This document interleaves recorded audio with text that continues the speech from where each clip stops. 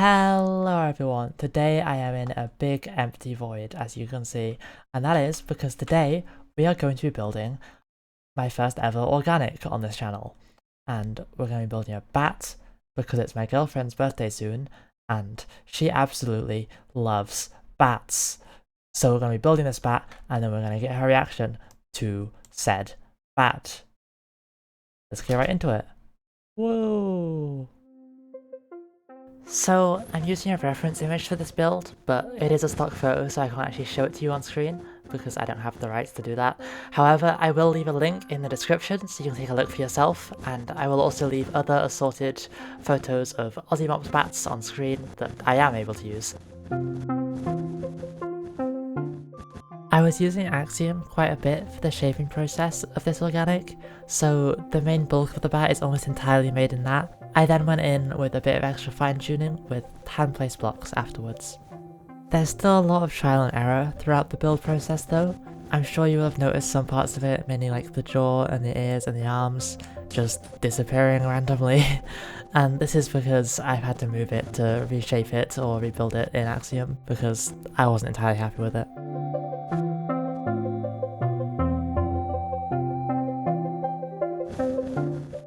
So I'm using a technique here that might look quite familiar to you if you've watched any organic building videos before, which is the use of vibrantly coloured wool for each part of the build.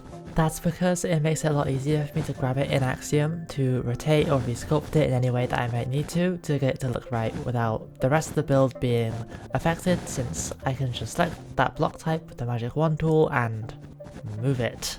It will also make painting each body part a lot easier when I get to the texturing process later on.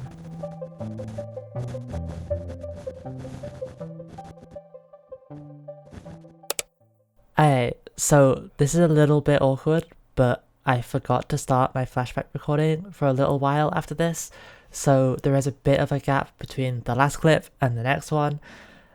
There are two bats now because I had to rebuild the body, but didn't want to delete the original version just in case I wanted to go back to it. Sorry about this, I know it's a little bit annoying.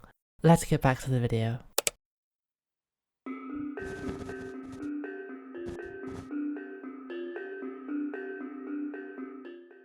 The bat in the reference image that I'm using is a southern free-tailed bat, also known as a little mastiff bat, but I will be taking a few creative liberties since it is just a reference image, and also because I can't get the granularity necessary to build the specific species at this scale, so I'm just basing it off the entire genus of bats.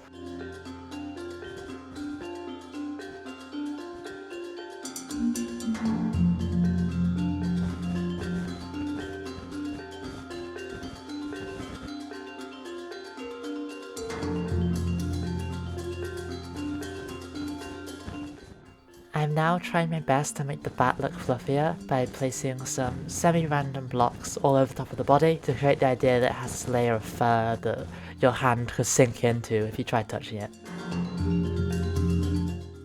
Okay, so now we're onto the texturing process.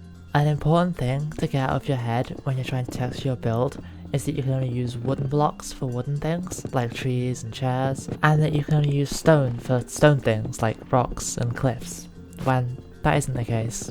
The main things that you should focus on, especially at a larger scale that's designed to be viewed from a distance, are the colours of the blocks and the general textures, but mainly the colours. Axiom is super useful for figuring out block palettes.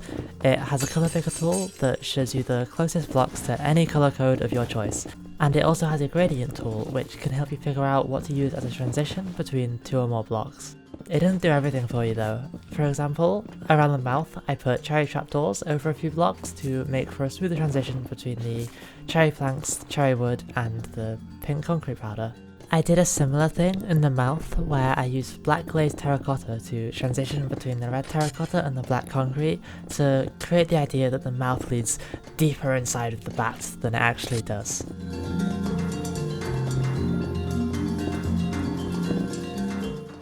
On the ears of the bats, the skin gets quite thin in a few places, and I wanted to recreate that using glass. So to avoid it being way too clear, I sandwiched some pink glass between 2 layers of grey glass to build up some opacity, with a few more grey glass panes dotted around to help. So now I'm texturing the bat's fur, and if you've been looking at the reference image, you might notice that the fur is a lot darker here. That's fine, since I'm basing it off of the whole genus, and because making the fur darker means that I'm able to use a far broader range of blocks.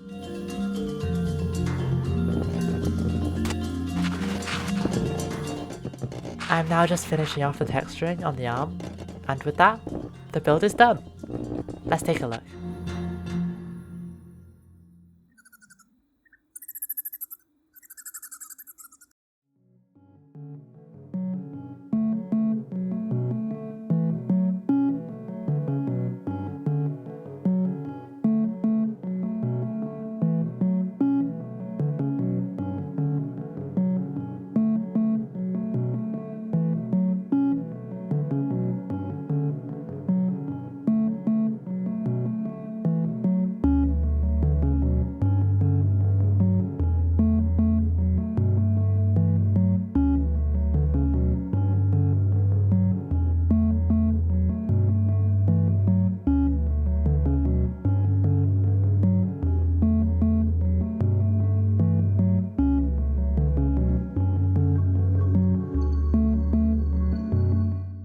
I hope you all enjoyed that little shader animatic there, and now it is time to show my girlfriend. Hopefully she likes it. I mean, it's a bat, so I don't see why she wouldn't like it. But yeah, let's roll the clip. 3, 2, 1. Oh, I knew it. Sorry.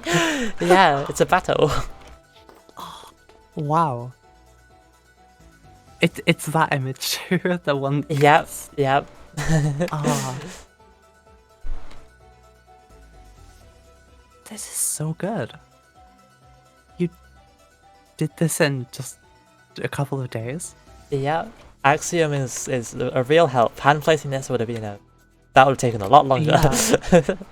Yeah. And also I would not have thought to use some of these blocks. Obviously, yeah, you even got the tail. The tail and the legs. Obviously, you had to, because the image didn't have that. You had to like.